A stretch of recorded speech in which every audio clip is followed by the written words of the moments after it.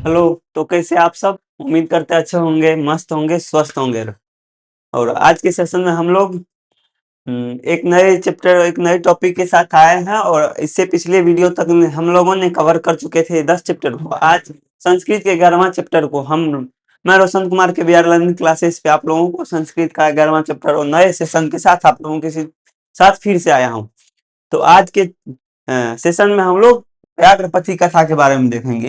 इस कथा में क्या है, मतलब इसके सारे सारांश को समझेंगे आज की वीडियो में। इसके जितने भी मतलब इस टॉपिक से जितने भी क्वेश्चन आ सकते हैं, तो वो सारे शॉर्ट क्वेश्चन के बारे में आपको बताएंगे। और इसमें सारांश बताते हुए आप लोगों को जहां से क्वेश्चन पूछे जा सकते हैं, सारी चीजों को हम आप लोगों के साथ पूरे विस्तार से चर्चा करते हुए जाएंगे। संपूर्ण अर्थ के साथ आज आप लोगों को ये व्याघ्रपति कथा का अंत करेंगे। आज 11वां चैप्टर है व्याघ्रपति कथा। 11वां चैप्टर व्याघ्रपति कथा, मतलब एक व्याघ्र और एक पथिक की कथा, एक बटोही की कथा, एक राही की कथा, एक बाघ और एक राही, एक वृद्ध बाघ जो बूढ़ा बाघ था उसकी कथा, और एक राही जो एक आदमी जा रहे थे उसकी कथा। इस पाठ में आप लोग अगर देखे होंगे तो ठीक, नहीं तो इस पाठ में आप लोग जान लीजिए कि इस पाठ में एक बूढ़ा बाघ है, वो एक व्यक्ति को, मतलब एक कंगन के लोभ से फंसाना चाहता है। एक पंडित कई व्यक्ति को फंसाना चाहता है, बट और कोई नहीं। राशि आकर जब एक पंडित जा रहे थे तो उनसे वो कंगन का झांसा देकर उनको अपने बस में किया और उनको फंसा लिया और फिर उन्हें मार कर खा गया। तो इसी के बारे में इसमें बताया गया। और इसमें जो है ना, लोभ पे ध्यान दिया, लोभ से अपने मनुष्य अपनी सारी चीजों का त्याग कर देता। तो उसी चीज के बारे में इस पाठ में बताया गया है। तो उस सारी चीजों का हम लोग विस्तार से चर्चा करते हुए आप लोगों को क्लियर कर देंगे। तो और आप लोग ध्यान रखिएगा कि बीच बीच से भी क्वेश्चन आप लोगों को पूछे जा सकते हैं। तो सारी चीजों का आप लोगों को पूरे विस्तार से क्लियरिफिकेशन करते हुए जाएंगे। तो आप लोगों को अगर कहीं डाउट लगे तो आप लोग कमेंट कीजिए, फिर अगले वीडियो में जब भी आएंगे सबसे पहले आप लोगों के डाउट सेशन को खत्म करेंगे। तो सारे डाउट्स को क्लियर करते हुए फिर आगे हम लोग चलेंगे। तो आज के चैप्टर में व्याघ्रपति कथा, व्याघ्रपति कथा जो कि संस्कृत का 11वां चैप्टर। आप लोग जानते होंगे वी आर लर्निंग क्लासेस पे आप लोगों को अन्य सारे विषय के क्रैश कोर्स करवाए जा रहे हैं। और आप लोगों को अगर अच्छा लगता है तो आप लोग चैनल को सब्सक्राइब करो और अपने दोस्तों के साथ शेयर करें, ताकि वो भी इस चीज का लुत्फ उठा पाए। तो आप लोग को आज के सेशन में हम लोग स्टार्ट करते हैं इस चैप्टर को। व्याघ्रपति कथा क्या है? व्याघ्रपति कथा आप देख भी रहे होंगे किस प्रकार ये बूढ़ा शेर, ये बूढ़ा शेर किस प्रकार इसको फंसा रहे हैं। तो देखिए अंत तक जरूर रहिए, मजा आएगा इस सेशन में। आप लोगों को आज के सेशन में बहुत मजा आने वाला है, देखते रहिए आप। तो आगे देखिए, ये पाठ देखिए, व्याघ्रपति कथा है। व्याघ्र और एक पथिक की कथा। व्याघ्र बूढ़ा बाघ और एक पथिक की कथा, एक राही की कथा, एक बटोही की कथा। तो इस पाठ में जो है ना, देखिए इस पाठ में अयम पाठ नारायण, यह पाठ अयम पाठ नारायण पंडित रचित रचित पंडित रचित तस्य हितोपदेश नामकस्य नीति कथा ग्रंथस्य मित्र मित्र लाभ नामक खंडत संकलित। देखिए यह पाठ जो है ना, नारायण पंडित द्वारा रचित हितोपदेश नामक ग्रंथ से, हितोपदेश नामक ग्रंथ के नीति कथा ग्रंथ के मित्र लाभ नामक खंड से लिया गया। नीति कथा ग्रंथ के मतलब नारायण द्वारा रचित हितोपदेश के नीति कथा ग्रंथ से मित्र लाभ नामक खंड से लिया गया, मित्र लाभ नामक खंड से संकलित है, लिया गया है। आगे देखिए यह पाठ कहाँ से लिया गया, यहाँ से भी आप लोगों को क्वेश्चन पूछे जा सकते हैं कि व्याघ्रपति कथा कहाँ से लिए गए हैं। तो कहाँ से लिए गए हैं? हितोपदेश नामक ग्रंथ, हितोपदेश नामक नीति कथा ग्रंथ, हितोपदेश नामक नीति कथा ग्रंथ से लिया गया। हितोपदेश नामक नीति कथा ग्रंथ के मित्र लाभ, नीति कथा ग्रंथ के मित्र लाभ, हितोपदेश नामक ग्रंथ नीति कथा ग्रंथ के मित्र लाभ नामक खंड से लिया गया, मित्र लाभ नामक खंड से लिया गया है। और हितोपदेश से बाल का नाम मनोरंजन्य नीति शिक्षा च नाम नाना कथायाम पशु पक्षी संबंध श्राविता। देखिए नीति कथा ग्रंथ, हितोपदेश ग्रंथ जो है ना, हितोपदेश ग्रंथ बालक के मनोरंजन, बालकों के मनोरंजन, नीति, शिक्षा और नाना प्रकार अनेक प्रकार के पशु पक्षियों के संबंध में विस्तार से श्रविता चर्चा किए गए हैं, श्रविता चर्चा किए गए हैं, प्रकट किए गए हैं। प्रस्तुत कथा लोभस्य, प्रस्तुत कथा लोभस्य, नीति कथा ग्रंथ में इस पाठ जो व्याघ्रपति कथा प्रस्तुत पाथा लोभ, प्रस्तुत कथायाम लोभस्य दुष्परिणाम प्रकटी, प्रस्तुत पाठ में, प्रस्तुत कथा में, प्रस्तुत पाठ या प्रस्तुत कथा में लोभस्य दुष्परिणाम प्रगति, लोभ से क्या दुष्परिणाम होता है उसके विषय में प्रकट किया गया है, दुष्परिणाम प्रकटी उसके विषय में चर्चा किए गए हैं। प्रस्तुत पाठ में लोभ से क्या क्या परिणाम होते हैं उसके बारे में चर्चा किए गए हैं, ये याद रखना है। आगे देखिए, पशु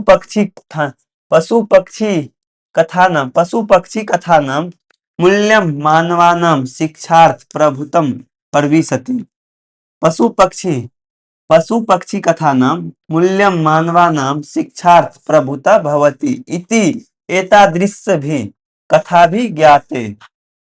पशु पक्षी कथा जो है ना मूल्य मानव के शिक्षा का प्रभुत अंग है, प्रभुत अंग है। यह एतादृश्य दृश्य भी, यह दृश्य कथा से ज्ञात होता है, यह दृश्य कथा से ज्ञात होता है। पशु पक्षी जो है ना मूल्य मानव के मूल्य अंग, मूल्य शिक्षा का प्रभुत्व है। यह कहाँ से पता चलता है? एतादृश्य कथा भी ज्ञात है, यह कथा से पता चलता है। इस कथा में क्या है आप लोगों ने तो जान लिया, यहाँ से इसके मतलब इसके जो है ना कथा के जो भी परिचय, पाठ परिचय से आप लोगों ने जान लिया कथा में किस चीज के बारे में प्रकट किए गए हैं। आप लोगों को अगर यहाँ से क्वेश्चन पूछे कि आप लोग बताइए व्याघ्रपति कथा में किस चीज के बारे में प्रकट किए गए हैं, तो मनुष्य के लोभ के बारे में, मनुष्य के लोभ के दुष्परिणाम से जो भी निष्कर्ष निकलता है उसके बारे में प्रकट किए गए हैं, तो वो चीज याद रखना है। आगे देखिए, आगे और भी मजा आएगा। आप पाठ को देखिए, पाठ में क्या कहता है वो नारायण पंडित क्या लिखे हैं पाठ में, कश्चित वृद्ध व्याघ्र स्नात कुशहस्त अस्थिरे ब्रूते भो भो पंथा।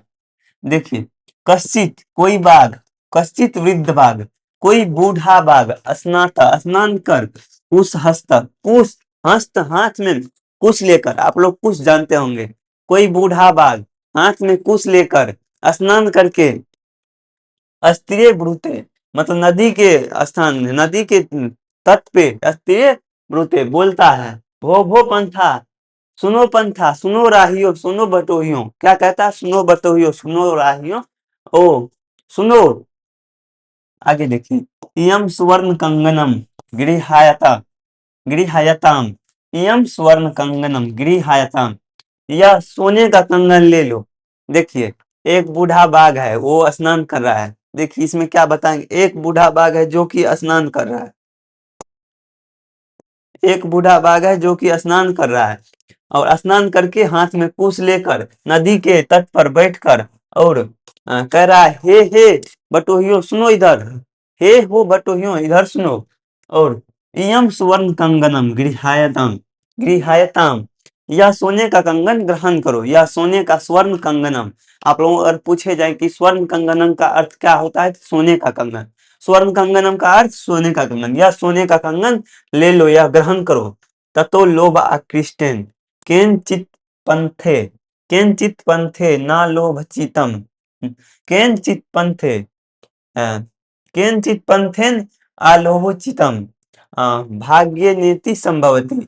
तब कोई लोभ से आकृष्ट होकर, लोभ में आकर, तब कोई बटोही जो है ना, केन चित पंथ, ततो लोभ कृष्ट, लोभ से आकृष्ट होकर, केन चित पंथे कोई पंथा सोचा, कोई बटोही सोचा, कोई राही सोचा, कोई जाते हुए व्यक्ति मनुष्य सोचा, किसी मनुष्य के द्वारा सोचा गया, सोचा चित्तम सोचा गया कि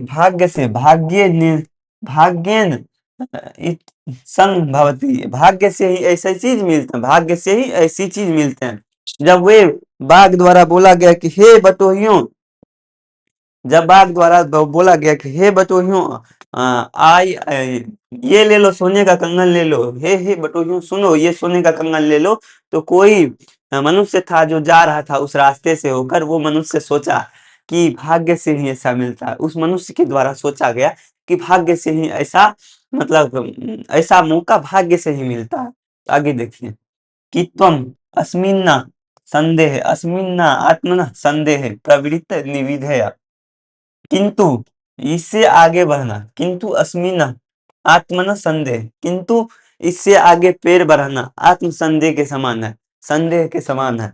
परवि परि पवित्रन विधेया, आत्म संदेह के समान है। यत इस प्रकार आत्म संदेह के समान है, किंतु इससे आगे पैर बढ़ाना आत्म संदेह के समान है। यत क्योंकि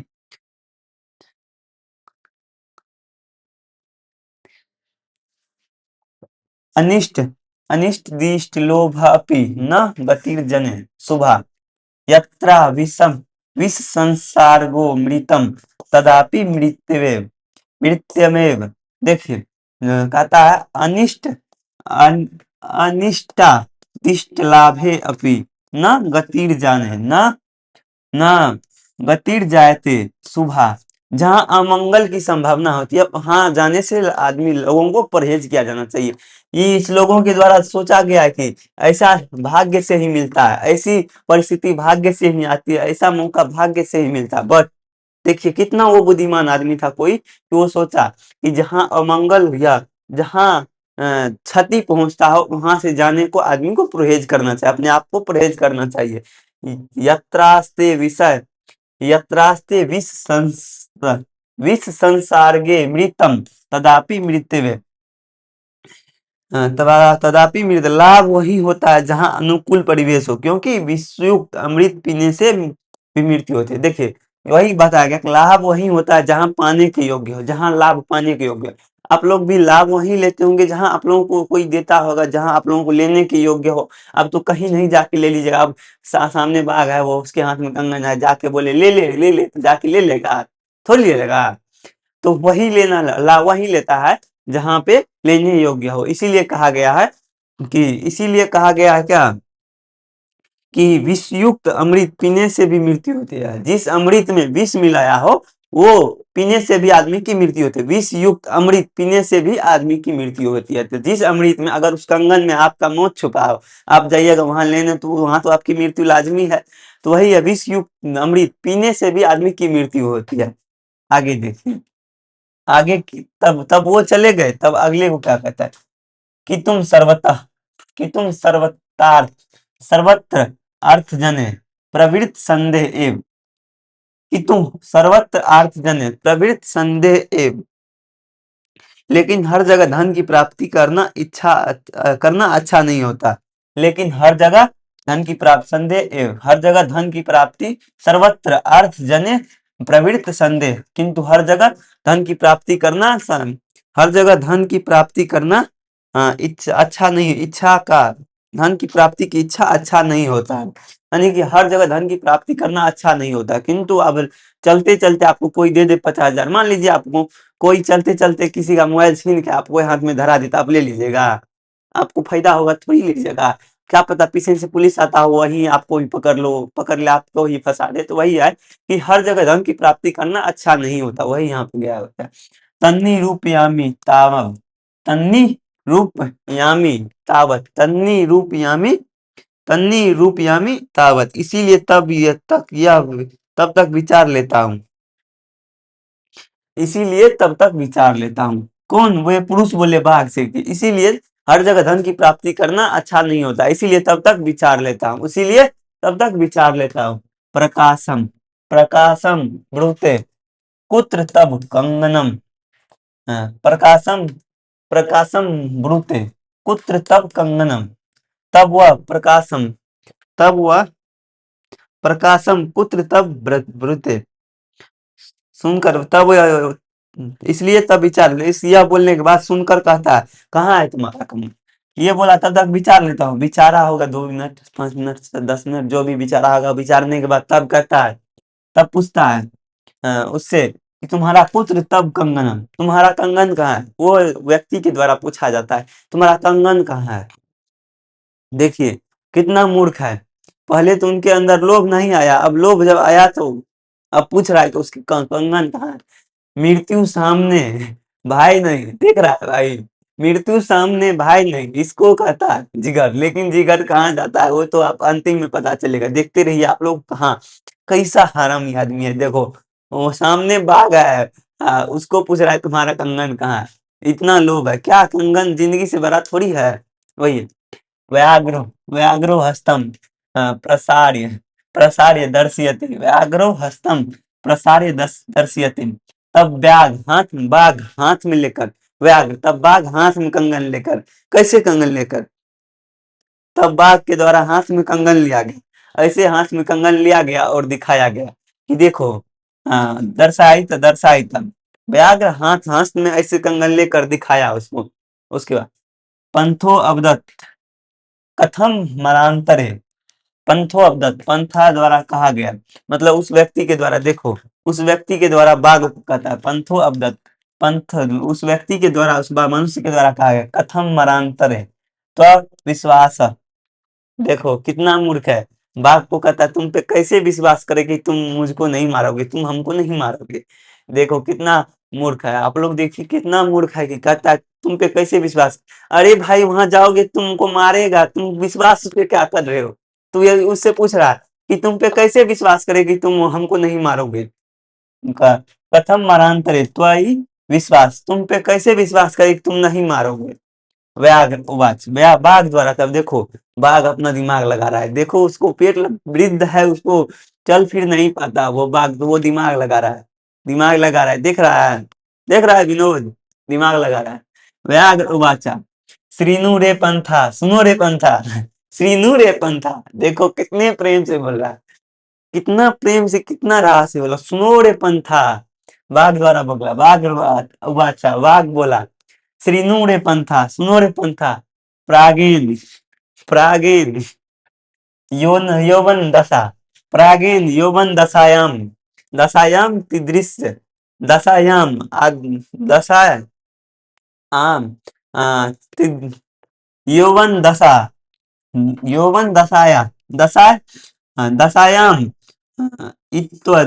दृश्यवती आसत, मैं युवा अवस्था में, सुनो रे पंथा, देखो बाघ द्वारा बोला गया, बाघ बोलता है सुनो रे पंथा, प्रागेन प्रागेन यौवना दशा मति दुर्वृत्ति आसन, मैं भी यौवन अवस्था, मैं भी युवा अवस्था में बड़ी दुष्वृत्ति के दुष्कर्म वृत्ति का था, मतलब बड़ी दुष्कर्म वृत्ति का था। अनेक गौमा गो मनुष्यानाम वर्धन्ते पुत्र मृत दारास से, देखो कितना प्रेम से बोल रहा है, देखो उसको फंसाने का क्या तरीका है, देख लो यहाँ, देखो कितने प्रेम से उसको फंसा रहा है। गो मनुष्या अनेक गो मनुष्यानाम वदंतो, मैं कह रहा मैं भी यौवन मतलब युवा अवस्था में बहुत मैं भी युवा अवस्था में मैं भी अत्यंत दुराचारी था, मैं भी युवा अवस्था में अत्यंत दुराचारी था, अत्यंत दुराचारी था। और हाँ, और उसके अनेक मनुष्यों का वध किया, वधन्ते अनेक मनुष्यों का, अनेक पशु पक्षियों का वध करके हमने खाया, मतलब बाघ कहता है कि मैं भी युवा अवस्था में बहुत शक्तिशाली और बहुत दुराचारी था, और अनेक मनुष्यों का वध करके हम खाए हैं। तो उसके पश्चात पुत्र मृत, और उसके पश्चात मेरे पुत्र मर गए, अनेकों मनुष्यों को जब हमने मार के खाया, बाघ बोलता है, तो उसके पश्चात हमारे पुत्र की मृत्यु हो गई।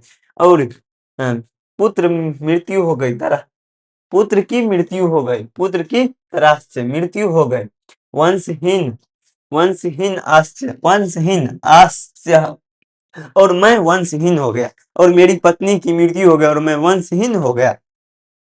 देखो कितना प्रेम से उसको फंसाया कि मैं भी जवानी में बहुत पानी था, मतलब अब सोच ही सकते हो कितने प्रेम से उसको फंसाया कि मैं भी जवानी में बहुत सा दुराचारी था, जवानी में बहुतों को मार के खाया, और जब मैं मार के खाया तो मेरी पुत्र की मृत्यु हो गई, मेरी पत्नी की मृत्यु हो गई, और और मैं वंशहीन हो गया। तत् केन चिद धर्मिकेन तत् केंचि धर्मा धर्मिकेन हम दिष्ट, धर्मिकेन हम दिष्ट, और दान धर्म आदिकम दान धर्म आदिकम चरुत भवता भवान तब किसी धार्मिक पुरुष द्वारा, धार्मिक के नाम, तब किसी धार्मिक पुरुष द्वारा कहा गया, दिष्ट दिखाया गया, रास्ता दिखा गया। देखो कितना प्रेम से बोल रहा है कि लग रहा है हाँ सही में पढ़ा लिखल होगा। आगे देखो, बाघ को कभी संस्कृत बोलते हुए देखा है, यहाँ बाघ को भी संस्कृत बोलते हुए तुम देख लोगे।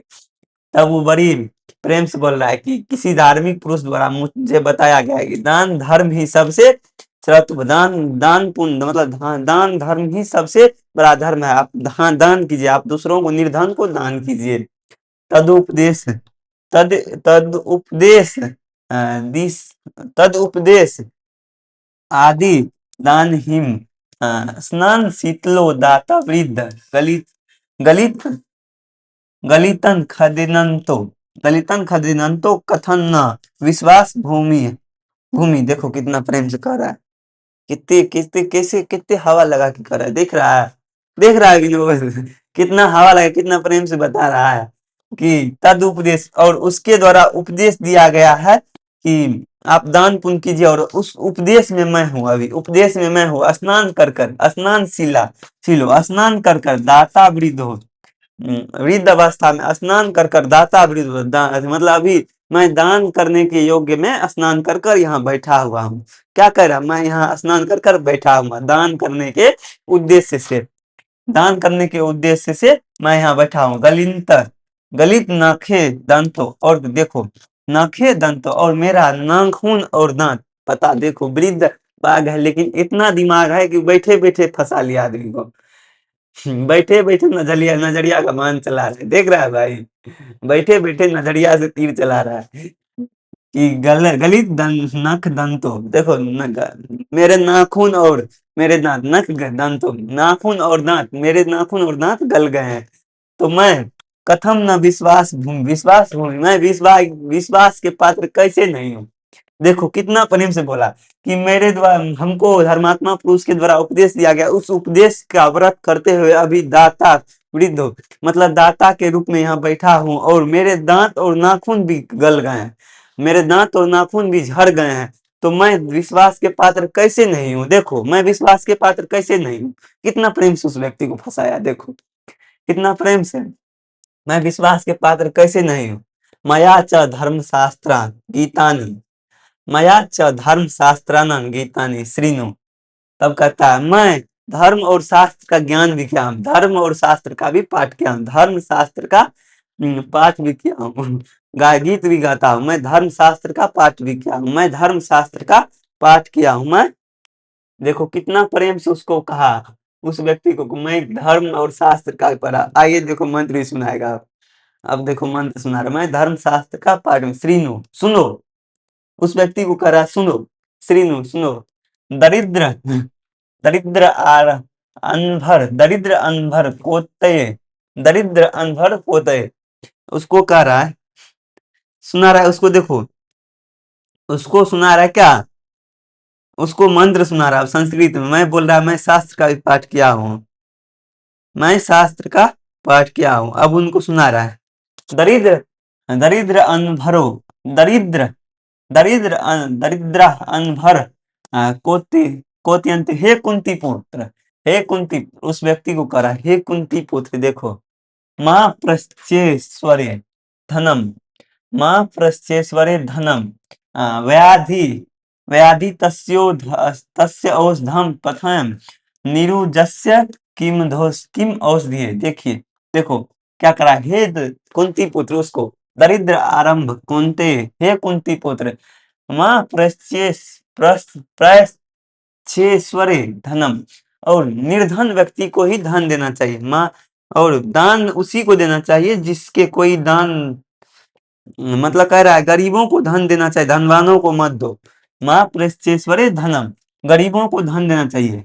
व्याधि व्याधि व्याधि तस्य औषधियम, तस्य औषधम पथ्यम, और औषधि उसको, जो बीमार व्यक्ति है उसी को औषधि देना चाहिए, इसका अर्थ है औषधि उसी को जरूरत है जो बीमार हो, औषधि उसी को जरूरत है जो बीमार हो, औषधि उसी को जरूरत है जो बीमार हो। और नीरुजस्य किम औषधि, निरोगी व्यक्ति औषधि का क्या करेंगे, निरोगी व्यक्ति को दवाई देकर क्या फायदा। बोल रहा है कि धन उसी को देना चाहिए जो गरीब हो, धनवान व्यक्ति को देने से क्या फायदा।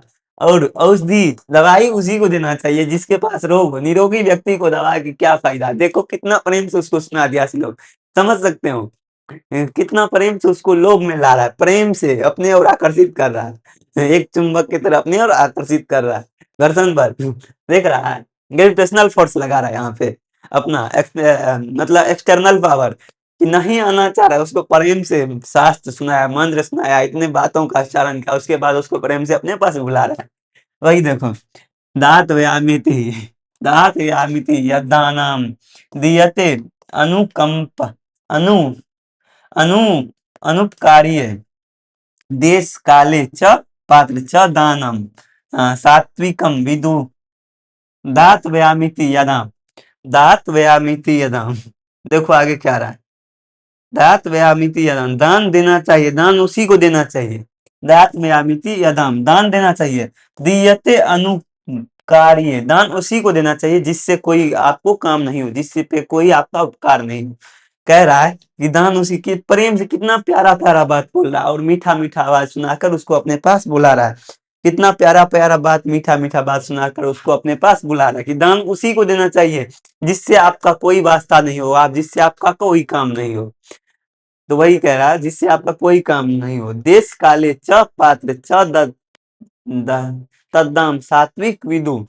और कह रहा है सही समय सही पात्र सही लोगों को सही समय उचित जगह उचित उपयुक्त समय और उपयुक्त व्यक्ति को दिया दान ही सात्विक होता है। उचित समय उचित व्यक्ति और उचित प्राणी को दिया दान भी सात्विक होता है। वही कहा गया दान उसी व्यक्ति को देना चाहिए जिसको जरूरत हो, उचित समय उचित पात्र और उचित व्यक्ति को दिया गया दान ही सात्विक होता है। कितना प्रेम से मीठा मीठा स्वर में उसको सुनाया और वो मनमोहित हो गया, समझ सकते हो कितना प्यारा प्यारा मीठा स्वर में उसको सुनाया और वो मनमोहित हो गया। वही बात है, बाघ कितना मीठा मीठा स्वर में सुना। आगे देखो वो भी कितना मूर्ख था कि पढ़ लिख के अब पढ़ लिख के इतना मतलब पंडित होके उसके झांसे में फंस गया, वो पंडित होके उसके झांसे में फंस गया।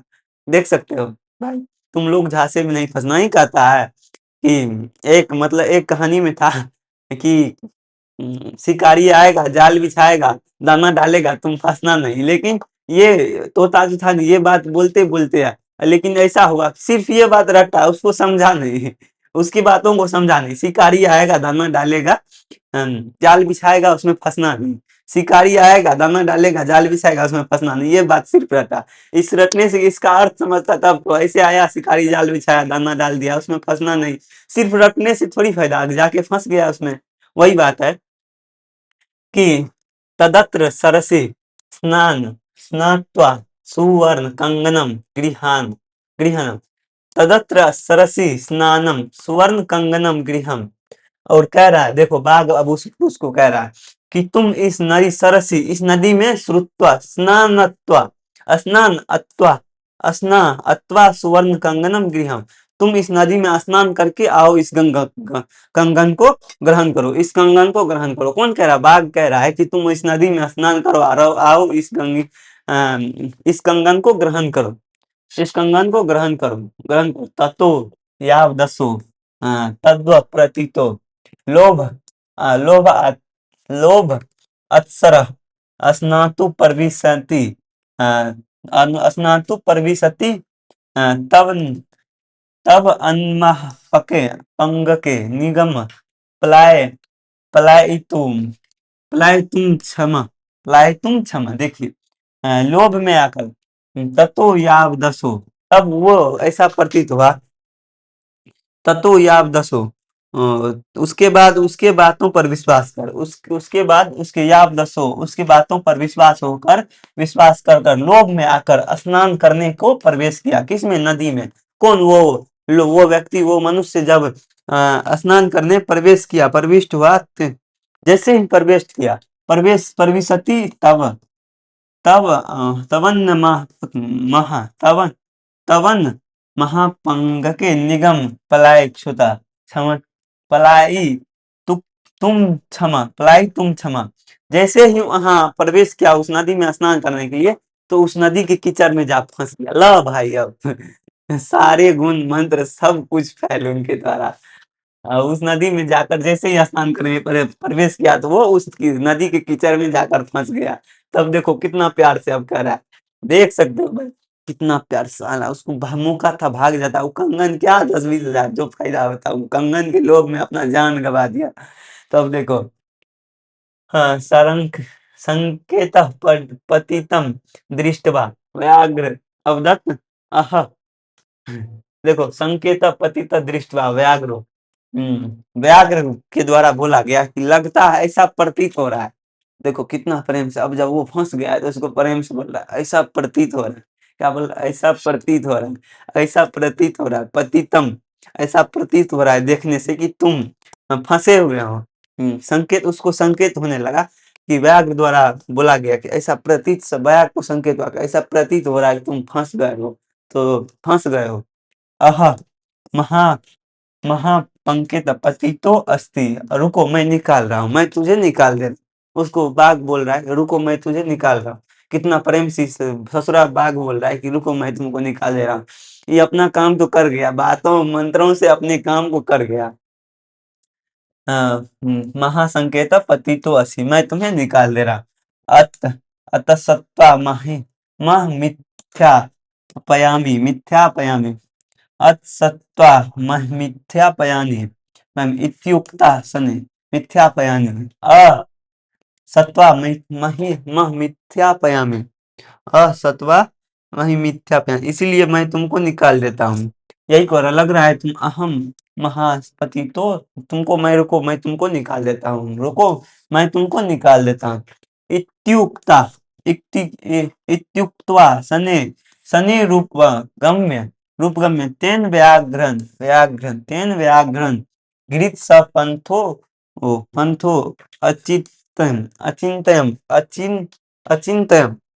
व्याघ्रो अचिंतयम।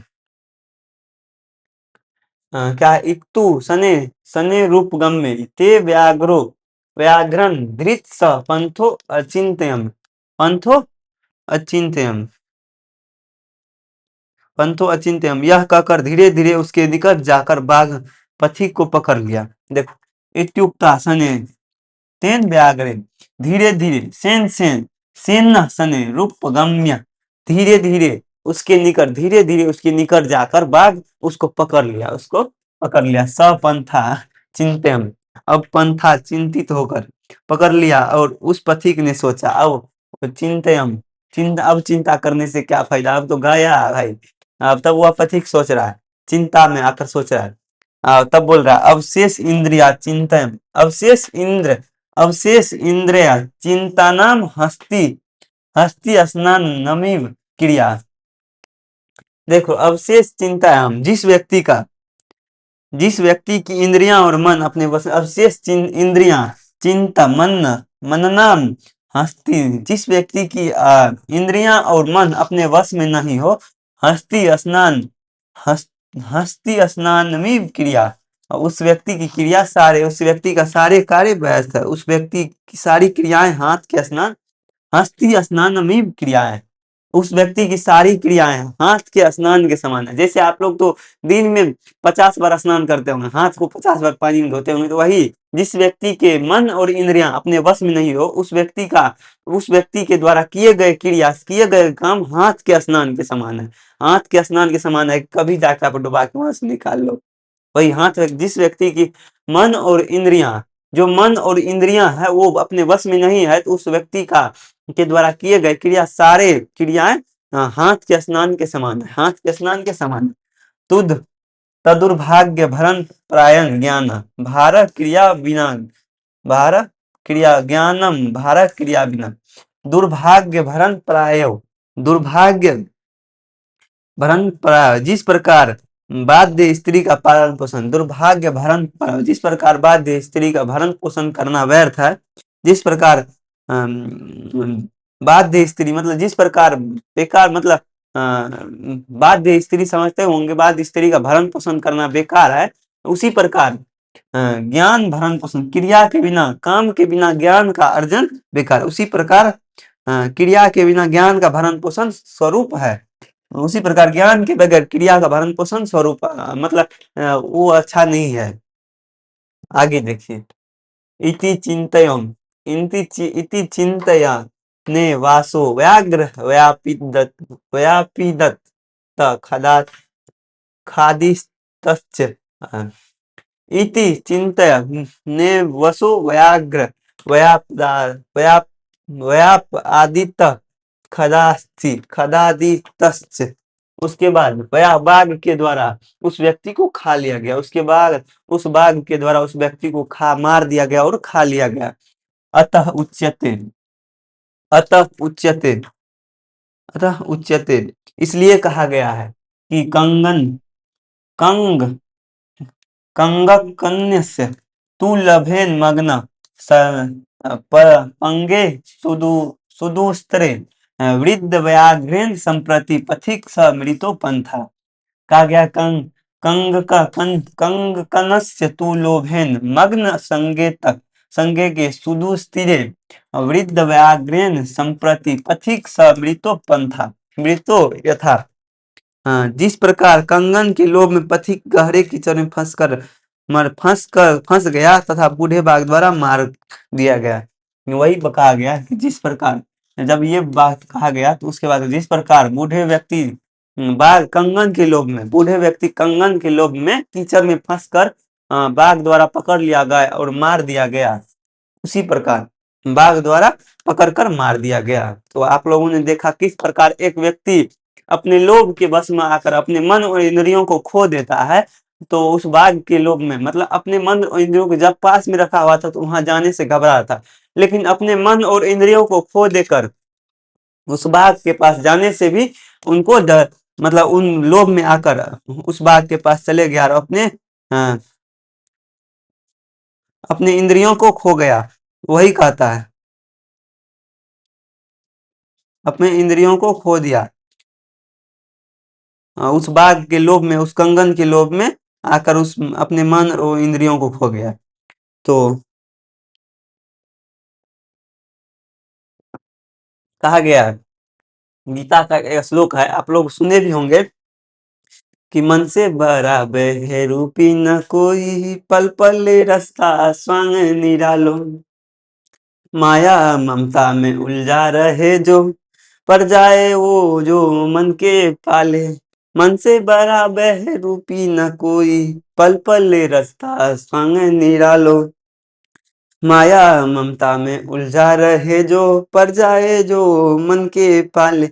मन के बहकावे में न आओ मन राह भुलावे में डाले। तू इस मन का दास न बन इस मन को अपना दास बना ले। तू इस मन का दास न बन तू इस मन को अपना दास बना ले। तो इस प्रकार इस श्लोक का कहने का अर्थ है कि मन से बड़ा वह रूपी न कोई पल पल रास्ता स्वांग निराले। मन से बड़ा वह रूपी न कोई पल पल रास्ता स्वांग निराले। तो इस पे ये सटीक हो रहा था कि मन से बड़ा कोई बहरूपी नहीं है। अगर आप अपने इंद्रियों को वश में किए हुए अपने मन और अपने इंद्रियों को वश में किए तो इससे बड़ा कोई अच्छी कुछ नहीं है।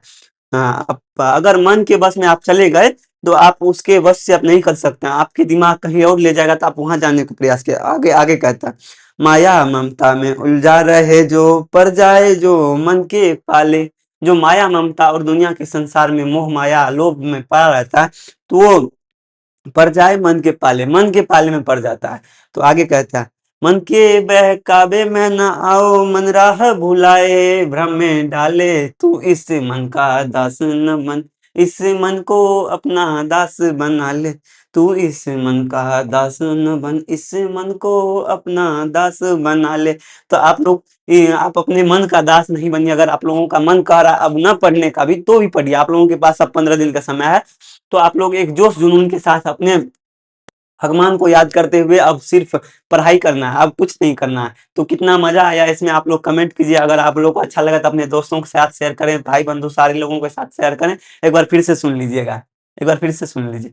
मन से भरा बह रूपी न कोई पल पल रास्ता संग निरालो। माया ममता में उलझा रहे जो पर जाए ओ मन के पाले। मन से भरा बह मन के बहकावे में न आए, मन राह भुलाए, भ्रम में डाले, तू इस मन का दास न बन, इस मन को अपना दास बना ले, तू इस मन का दास न बन, इस मन को अपना दास बना ले।